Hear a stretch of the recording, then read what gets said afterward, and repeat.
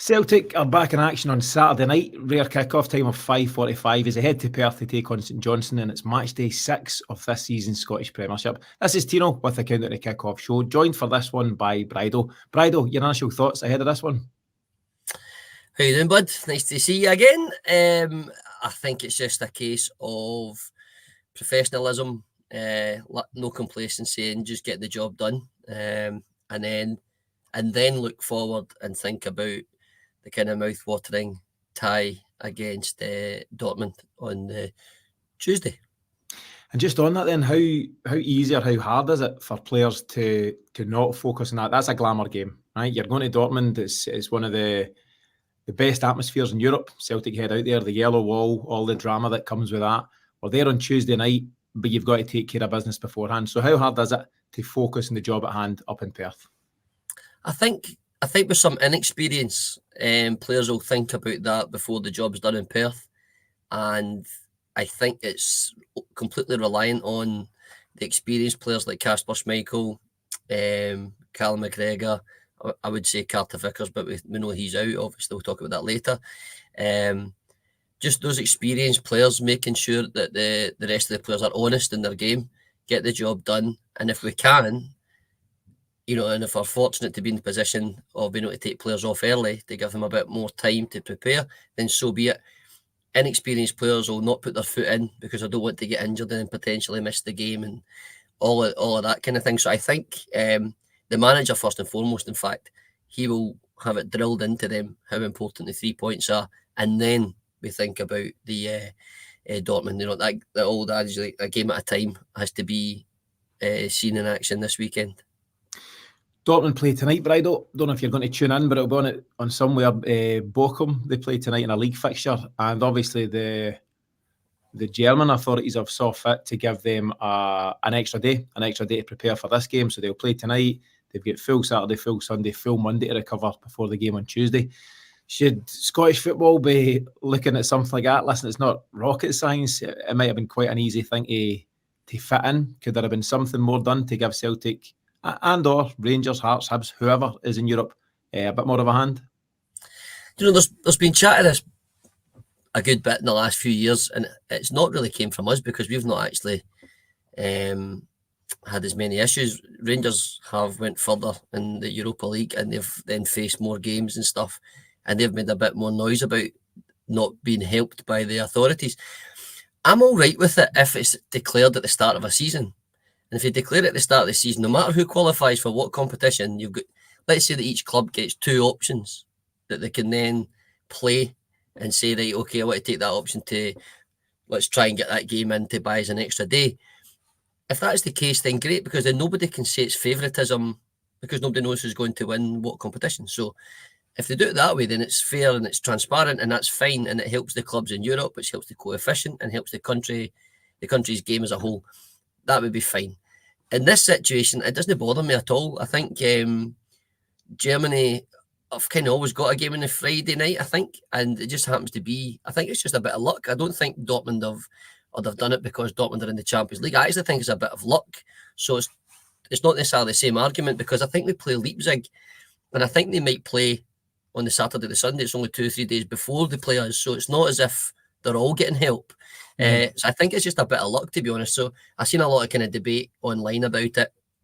The sanctuary that is Twitter. There's a lot of geniuses on there, but I do think that Scottish football does chop itself down from the things that we do, from not allowing more fans into the grounds and away ends, and all the stuff we hear, the ticket pricing, the lack of partnership with councils regarding outside grounds and how bad they are. And I think we're constantly not helping ourselves. And I think the authorities could really look at it, even like the not be able to drink at a game, and that was in the news this week as well. Like, just across the board in Scottish football, it's like we're constantly like self-protection, and I get self-importance for each club, which I kind of understand a wee bit, but they've got to come together at some point for the greater good and say no plastic pitches, more away fans in grounds,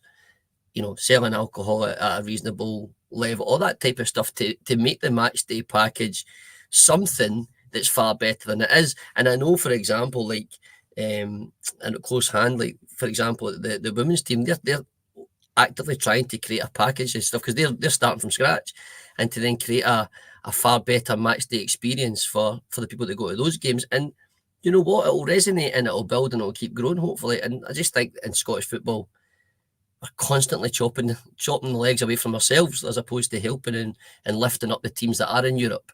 And I know that when it's Celtic, we'll moan about it. And when, you know, we hear Rangers and other teams, they'll moan about it. Hearts and Kilmarnock at the bottom of the league, first time really they've had a European thing, but it's very, very difficult to manage both and have success in the league. So there's a lot to be said about helping them, but I don't think it's relevant in this case. I just think it's by a bit of luck in Dortmund's favour that they actually have the game on the Friday.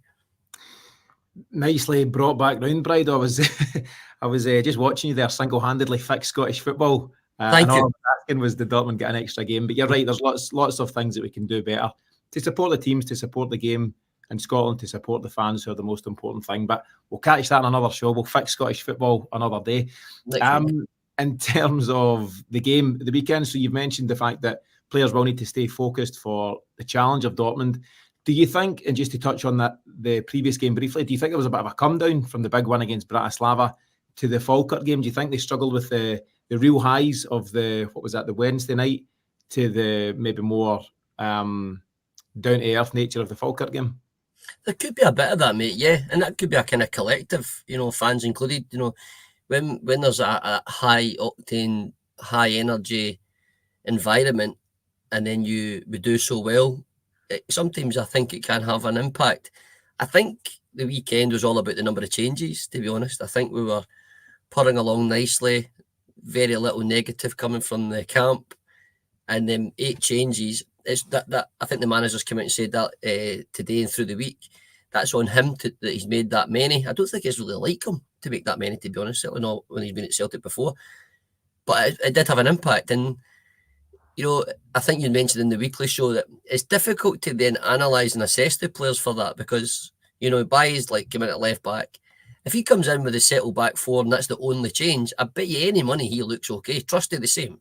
If you then change 3 of the back 4 off, you know, and even like the midfield as well, like, you know, it's difficult. Bhoys got Palma in front of him, not Maida, you know, like, you know, it's quite. I think just the number of changes then just made it that inconsistent within the game, and it was really bitty. And Falkirk done really well; they kept hold of the ball, so it may have a part to play in it, mate. Yeah, it could do that, but I think it was more percentages around the number of changes that we made as opposed to the kind of come down from the Wednesday. Yeah, you're probably right. The thing with Rodgers, you know, historically is that he'll make 2, maybe 3 changes. He's actually not. He's not a guy who generally sees a League Cup as a chance to tinker too much. You know, his history proves that. But on this occasion, I think the Bailly point is a perfect one. If Bailly slots in there in place of Greg Taylor, and maybe James Forrest starts in place of Kuhn, and that's it. That's fine, and then you can properly judge all of these guys. But Bailly made up part of a completely new back four that have never played together before, probably will never again after that. But it was Tony Ralston, it was Stephen Welsh, it was Austin Trusty, and it was Bailly. And I don't think that's, I know it's cutthroat football, it's top level football, but I don't actually think it's that fair on the guys who are coming in to try and make an impression. And you know yourself, at Celtic, 1 or 2 bad games can leave a lot of fans, wrongly in my opinion, but making up their mind far too early. And at that point, guys have already got a bit of a mountain to climb. So it's a bit of a tall order for some guys to slot in with so many changes. However, as I say, that's life at a top club. In terms of St Johnstone here on Saturday night, what do you think he's going to do? Obviously, we know now he's confirmed that Carl Vickers will remain out. He's an outside chance for Tuesday, but it doesn't sound like he'll be available. By all accounts, it's just he's got some sort of injury towards his big toe. It's nothing chronic. It's nothing more serious than that, but he's just been struggling with the pain threshold. So I think he's going to sit out. You know, Brendan Rodgers has said a bit of time, a bit of rest and recovery as much as anything is the way. So nothing too serious to worry about there, but he won't play tomorrow. So is it Alistair Johnson, Austin Trusty, Liam Scales and Greg Taylor? Yeah, I think it has to be. I think that minimal amount of changes in the back back four, back five is important. We spoke about it all through last season, even the time we weren't playing that well, constantly changing it. So therefore, the least amount of changes that's effective enough would be this one and that. And again, it probably gives a good chance to see what Trusty is about, because he's then essentially the only change. So a lot more will then be pushed on him to see what level he can play at. He's been signed, I think, as a left-sided centre half, but we've got two of them by the sounds of it tomorrow. If it's him and Scales, I presume Trusty would slot in the right, and let's see if he's capable on that side. Yeah, because if not, you're then changing two positions, aren't you? So I think just put him in there on. I think we normally have two right-footed players on. You know, I think we had Carter Vickers and what do you call him? Oh God, my blonde hair, Starfelt. And Starfelt always looked dead awkward, but he was trying to play passes on his wrong side a lot, and there was a wee, acceptance of that. He did look a wee bit more awkward, but it maybe does make an effect. But they've got to be able to learn to play, on the other side, a centre half. A centre half's a centre half. On the ball might affect them a tiny wee bit with their passes out, but I don't expect St Johnstone to be putting a lot of pressure on them on the ball anyway, so it shouldn't be that big a deal, I don't think. And if it is a big deal, then there's question marks over why he'd be there.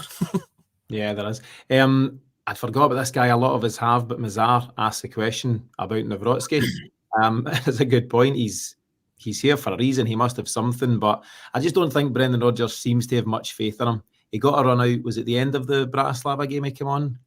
Or was it the Falkirk? He's had a run out, I mean, like 15 minutes recently, but I don't think by and large Brendan Rodgers rates him. And I think Stephen Welsh and Trusty and Carter Vickers and Scales are all ahead of him in the pecking order.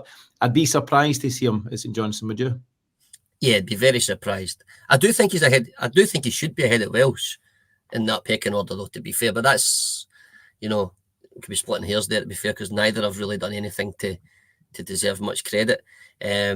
So he was available a lot last year and he didn't play. I know he had injuries, but he was available and he didn't get picked.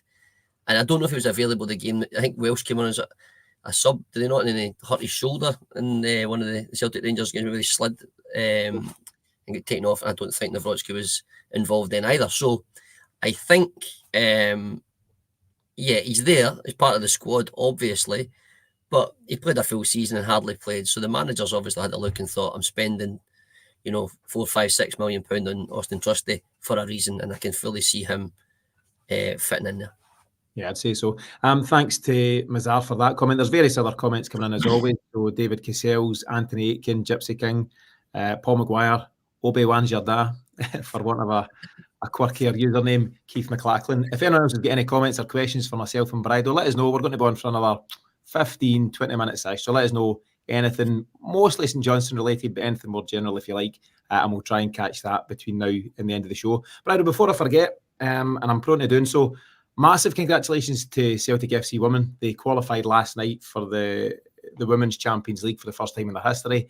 Brilliant occasion for all concerned. And they've been drawn this afternoon against Chelsea, Real Madrid and FC 20. Just your quick thoughts on that. It's a great achievement, isn't it? I think it's a phenomenal achievement in such a kind of short time period. And to all involved from top to bottom, I think it's absolutely superb. They're trying to make changes. They're trying to do the things the right way. And I think the manager has a great balance between that kind of steely determination and then having a smile on her face. I think she's got a good balance for that. Won the league for the first time last year as well. And I believe they've moved over to the new Douglas Stadium in Hamilton, which is a far better experience for the fans, like I alluded to earlier. So, yeah, it'd just be great if we can, because I love all things Celtic. So I know most of us are looking at the men's game and we're looking at, everything that comes with that. And we all know that's the biggest thing, clearly. But the youth teams, the women's teams are all part of the Celtic family. And I just think it's to be in the same group as some big hitters there, Real Madrid in particular, obviously. It's fantastic for them. And they'll, listen, I don't know what their ambitions are. I don't think they're going to go and win it. But to get better and to continue to get better, to see that journey, then playing against these teams is really important and getting the support behind them. So you're right, mate. Absolute full credit to everybody involved with them. Yeah, definitely. As you mentioned there, so they're going to play their games in New Douglas Park. I think it's got to meet certain UEFA requirements, which the Albert Bartlett Stadium in Airdrie didn't. So they're going to play, I think, 2 of their 3 games there, and the other one at Celtic Park, which should be a big occasion, and hopefully they can get a solid crowd on the day. The manager of the women's team, as you mentioned, is Elena Sadiku. She's got a real energy about her. She's got a real enthusiasm, and she seems to be doing a brilliant job. So good luck to the girls. Hopefully the good news continues for them. Back to the team, Brydo. I've broken off a predicted starting 11 on that segue. Let's go back to the midfield for tomorrow. There was various comments coming in, and Gypsy King, he's put his proposal forward, and he thinks McCowan, McGregor and Bernardo in the middle. There's certainly a few options now. Arnie Engels, the £11 million man, hit the ground running. Whether Thiago Holmes around, we're not entirely sure. But what do you think the 3 will be? There's one question mark, and it's essentially a good one. So it's Kalmack and Engels for me. That's the 2. I think one of that's the only 2 people I felt that really made an impact in that game against Falkirk would have been Ida getting his goals and Bernardo. Kuhn as well, obviously, but Kuhn's come. There's no debate about Kuhn. But it's whether Bernardo plays ahead of Hatate or Hatate plays ahead of Bernardo. And I think Bernardo, in the games that he's played, if he had to knock the door, he's certainly knocking it loud enough. And Hatate didn't have a great game. Again, though, to be fair to him, he's surrounded by different players, so we've got to give him some credit. So either he'll, I'll probably say he'll go Kalmack, Engels and Hatate, to be honest. But Bernardo is definitely knocking the door to make and keeping Hatate and Engels honest in their game. It's a great tussle to be having in there. There's some real quality players, and Luke McCowan, he's going to stake his claim as well. And he is unfortunate that on the time, in the era that he signs for his boyhood heroes, there's just a really competitive midfield, and he'll have to work hard, and he will work hard, and we'll see what kind of impact he has. It's a shame actually that he was cup tied, because he would have been perfect to slot in for that Falkirk game and show a bit more of what he can do. But now he just has to bide his time. If I'm put on the line, Brydo, my midfield 3, my best midfield 3 at Celtic is McGregor, Hatate and Arnie Engels. And I think McGregor and Engels pick themselves, and as you say, it's that 3rd position. But at the moment, I think Wales just been a wee bit off it. And I don't think there's much more Bernardo can do than what he's been doing. And I think Brendan Rodgers likes to reward effort and reward quality. And I do think he'll get the nod tomorrow, and I think he should get the nod. So I'll be hoping for McGregor, Engels and Paulo Bernardo. But the bottom line is, whatever 3 he picks out of the 5 or 6 options, they're all pretty strong at this moment in time. Oh, it's the strongest it's been. I mean, losing Matt O'Reilly, we're all kind of going, right, okay, we accept it. It's what we do with his replacement that lets us know where the club have the ambitions to be. They've invested the money in Engels, so he's going to play when he's available, I think. The next stage for Celtic in years to come would be to have the likes of O'Reilly and Engels in the same team. And that's where we should hope to be for certainly periods, and before players are sold on. But Hatate is still a sensational football player for me. It's just he has these moments where he does look really off it. And Bernardo, I really, really like him. And I think his attributes and stuff. Yeah, he's big, he's athletic, he's strong, he digs in, he does not mind the dirty part of the game. He never gives up. But he also has quality in the final third. His wee touches, his flicks, and he can score goals. And he makes runs beyond the striker wherever he can into the box. And I love that from a midfielder. Absolutely love it. Hatate tends to drop a bit deeper, and he's played his part in some of the goals too. But I love the fact that Bernardo, it's like he really genuinely cares. I keep harping on to different things where he's just like, he's in it. And I love the fact that somebody's so good. The Portuguese under-21 player, he's probably his pick of clubs, but he's picked us. And if he's, like I said, he's knocking that door hard, and I'd probably be inclined to probably agree with you. I think he probably would start tomorrow, although Hatate, I think, is still there in regards to levels. Yeah, I agree. I really like what Bernardo's been bringing in terms of his energy, his enthusiasm. I think he's just got a lot of heart as a player. I think he's a guy who will continue to impress. I think he's very popular with the fan base. He came off the bench one of the recent games, got a huge roar. I think the fans are really behind him, and I think he'll just continue to improve. You forget, or maybe we don't, but he's a very young man. He's got acres to go in terms of development, and I think Brendan Rodgers will get the best out of him. And the other good point, and Obi-Wan makes the point that's on the screen just now, best compliment I can pay the club and the team is Matt Who. And I'm sure that's said with every respect. I said something similar myself.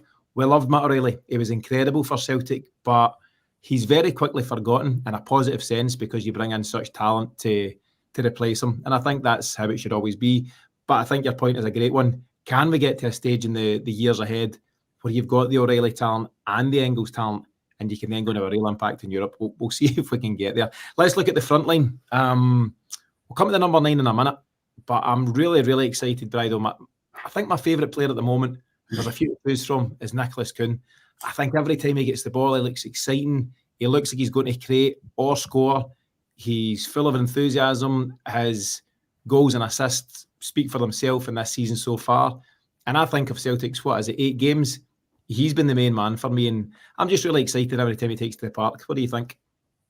Yeah, I couldn't agree more. I listened to you boys. It was, I think it was James that produced the stats on Monday on the show, and I think the thing about Abada, for example, we used to always say, and if we're all being honest, it wasn't always that good to look at.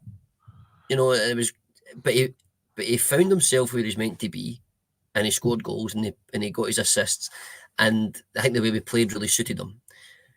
And we thought, all right, okay, how are we going to replace those goals and whatever? Kuhn's came in and done that, but he's done it in a far more aesthetically pleasing way. I think Miff made that point also. It's what he's doing, the pace that he plays, but he's still got the ball under control. He rarely loses the ball, rarely loses possession. And for a player in the final third in a winger position to kind of have that attribute, you know, says a lot. It means he's got quality. And in his moments where he's through on goal, we dink over the goalkeeper. It shows you the confidence he's got. And I think that he's, if there was question marks over when he came in, which there was, let's be honest, we now know why. If there was he's more than answered them already. And I just hope that he keeps that going. He doesn't, you know, pick up injuries and all that kind of thing that slow it down, and they find just keep that momentum going for as long as possible. He will be a majorly important player for us this season. If not at McDermott Park, but certainly in those big moments in against the big teams, because we have real threats in the final third of the park. We do, and I think some players, and I think, again, it was maybe Miff that made this point, some players they just need to find the club that's the right fit for them. But you can see from the talent he's got why he's had the initial opportunities at clubs like, was it Bayern Munich and Ajax, where he never quite made the breakthrough at either. But he's found his feet at Celtic. And ultimately, for a player that's clearly got that ability, Celtic is a great place to be because you get all the adulation, you get the chance to win silverware, and really importantly for these guys, you get the chance to compete at the top level, which is the Champions League. He's now got 7 games remaining to really show what he's all about, and hopefully a couple more actually, if Celtic can progress. And if he keeps up his form and his teammates do the same, there's no reason why Celtic don't progress from that group as well, Brydo. But again, we'll pick that up ahead of Tuesday night's game. So we'd be going with Kuhn on the right-hand side. Daizen Maeda was given a very well-deserved rest against Falkirk. But he, again, if Kuhn's a first pick on the right-hand side, Maeda's the very same on the left at this moment in time, isn't he? Oh, absolutely. I mean, we can forgive the nonsense that, you know, the Sclav crosses and the crazy touches at the park, but we can forgive all those because of what he brings to the team. When he was out the team for a period last year, we were really affected by it, and he just sets the tone. He protects his left back as well, which is important. It allows Greg Taylor to, you know, come into the middle of the park with a lot more freedom because he knows he's got a bit of protection as well. He just brings so much to the team. I loved how excited Brendan Rodgers was when he was talking about what he does, you know, closing players down and then winning balls that he shouldn't get. You know, for a manager, it must be an absolute dream. Yes, he does things that you're like, really? But more often than not, he's doing things it's just like, wow. You know, and I'd hate to be a defender in the Scottish League against him. In fact, the Champions League as well, because it's like he never actually stops. And I think he's so important to what we do. The concern is, like, in those positions where we've talked about those two players, the only concern is that the drop off in the level for the other players. I think that would be a concern. And if neither were available in a bigger match.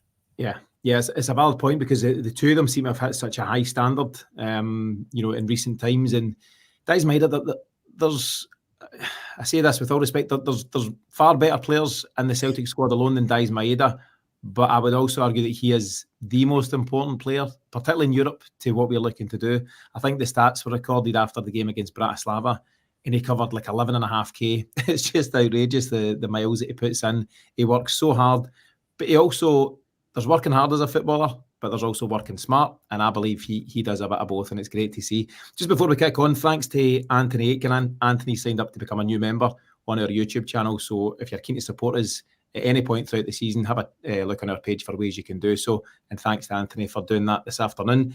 So up front, I said we'd pause on the number 9 question, and here we are.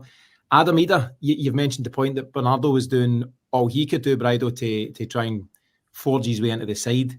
You would have to argue with a really well-taken goal against Bratislava and a quick-fire double against Falkirk. He does doing what's been asked of him as well. So who gets the nod against St Johnstone? I think Kyogo gets the nod.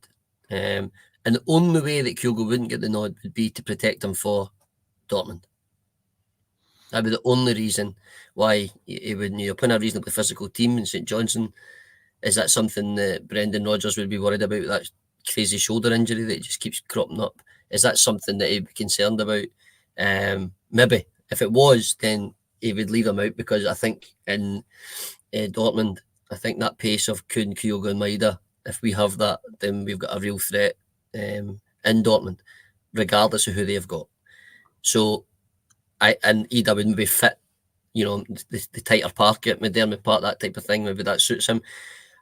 But you're right though. Either of them, it doesn't matter on Saturday for me. It doesn't really matter. I think to have those difference in attributes between both players, to make changes where we can make them, but both have got the quality. We've spent a lot of money on Adam Ida, so maybe that is his chance, but he is doing all he can do. He didn't necessarily have a great all-round game, especially in the first half, but he didn't get supplied a lot. He didn't really, I think it's the Tino flick it on for Bernardo's volley. I think he assisted that one. I think Hatate flicked it into them, but he was making himself available, but there wasn't much going on around about him enough anyway. So, but the goals that he took, when he took them, he can't do a great deal more. He really can't. If he plays, he plays. If he doesn't, he doesn't. The only reason he would be playing though for me is because Kyogo would be rested. Yeah, and there's an interesting point that, Martin Joseph makes in the comments. He says, I genuinely don't think Kyogo is effective coming off the bench compared to Ida. And I think that's a fair point. I think Kyogo is a guy who, I suppose like all players, likes to start, but that's where he's at. He's most effective. But Adam Ida has proven, and no player wants to become known as a super sub. You don't have to tar with that brush, because you spend a lot of time on the bench that you don't want. But he has proven to be effective coming on and scoring crucial goals, and he done so for Celtic at different times last season. So it's a big call for the manager. Just very briefly, Brydo, how much do you think Dortmund comes into Brendan Rodgers thinking? Does he have the luxury of resting without dropping quality, or at this moment in time do we just need to keep playing what is almost full strength with one or two wee tweaks here and there? I think he's got the luxury, maybe a couple of spots, number 9, and then Hatate or Bernardo. I don't think he's got much else after that. The defence, we've seen the players that came in, didn't look that great, let's be honest. So I think, in those positions, he might have a tiny luxury, but the rest, I think he's got to play the best team that's available to him each time he sets his team out. We usually spend a bit of time at this stage, Brydo, so I think we've more or less agreed the Celtic team with one or two tweaks there. Sorry, did you go with Ida? My mistake. I'm actually going with Ida. Sure. Yeah. Okay, Ida. So my Ida on the left, Ida in the centre, and Kuhn on the right-hand side. And we'll see how that plays out. I don't think we'll be far away. We've been far away at different times in the past, but I don't think we'll be too far away here. We usually do spend a wee bit of time here at this stage in the pre-match show covering the opposition, and we'll do so very briefly, but we've run out a wee bit of time, mostly because you had solved Scottish football over about 7-8 minutes at the start of the show. But I don't like to cast things up. We'll move on. They're managerless at the moment. Craig Levein got the bullet last week or so, or 10 days or so ago. Bruni was linked with the job, and I think that was legit, but he's decided to stay where he is, and I think that would seem the smart move. they're sitting, I think they're 10th in the table. They've had 1 win and 1 draw from their 5 games so far. It's sackable form, and you just need to ask Stephen Naismith as well about that kind of thing. But you can sometimes get that position where all of a sudden players are playing for their futures regardless. So it's a guy, Andy Kirk, that steps in just now. I don't think he'll get the gig full time, but whoever is potentially going to get the job will probably be watching on Saturday night, and they know they'll need to impress. So could you see that kind of response? They've obviously been struggling so far this season, but actually could you be getting St Johnstone at a not great time because they'll be pushing themselves to impress whoever the new guy might be? Yeah, because you've seen that before, haven't we? We've seen it when there's caretaker managers and they seem to do really well. We've seen it across the board, really. Barry Robson done it and then got the job. Naismith done it, then got the job. I've seen it, they kind of get a tune at the players. But I just think the quality of Celtic, we shouldn't really be, if we turn up and do what we're meant to do, I don't think St Johnstone can do a great deal no matter who's in charge of them. So I wouldn't be worried about it at all. Nor I. And I think Celtic's approach, and Brendan Rodgers leaned towards this in some of his press conference comments this afternoon. He says, regardless what's going on at St Johnstone, his job and the team's job is to kind of bring the best version of themselves at all times. If Celtic do that domestically, and of course they'll respect the opposition, they'll scout the opposition, they'll look out for danger men, they'll be aware of what they do at set pieces, all those kind of things. But if Celtic turn up, I would say even 80% of what they can be, then they win pretty much all their games here at home. And I think St Johnstone would absolutely fall into that category. Brydo, we've not even had time for the Louis Palma debate, the Yang debate, and a few other things. I'd like to spend more time on Luke McCowan. He's a guy that I'm excited by, and I think he'll get game time at some point, but probably off the bench tomorrow. But there's lots going on at Celtic, but generally speaking, it's good stuff, isn't it? I think all of a sudden,